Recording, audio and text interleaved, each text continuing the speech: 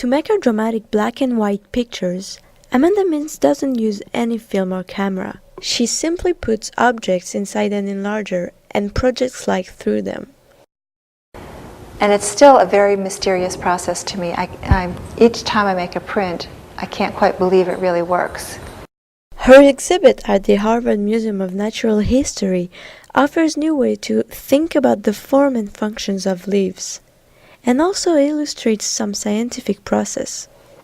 There's something related to photosynthesis and the way photographic materials work, because it's light-sensitive materials I'm working with, and leaves operate because of light-sensitive materials in them that cause photosynthesis that makes the food for the plant.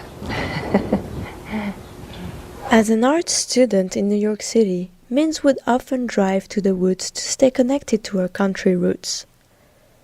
One day, she got surprised by the effect of the sunlight shining through a leaf.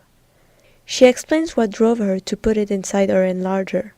Because I felt more like I was on the inside of things rather than just looking from the outside. I was more like seeing the light as it came right through, and all those details that were on the inside of various things would get exposed onto the photo paper. And also it's a very immediate process, because I project right onto the paper and then I process it right away and see it right away. I don't have to make a negative and then wait for the negative to dry and then make a print. We found that it's true, that we've had audiences, visitors come in here who never would have thought of coming into a natural history exhibition, and they look at Amanda's work as they've looked at the work of the photographers that have been featured in the other parts of the series, and it's brought the new attention to the specimens that we have in the museum, the stories we're trying to tell, and it's also opened people's eyes so that they walk out of here seeing the world in new ways. So with this one, for example, I got very involved. I love the shape of the leaf itself, but I cropped it to get closer because I got very interested in these negative shapes. These down here, and these two here that look sort of like the shapes on the nose of a gazelle.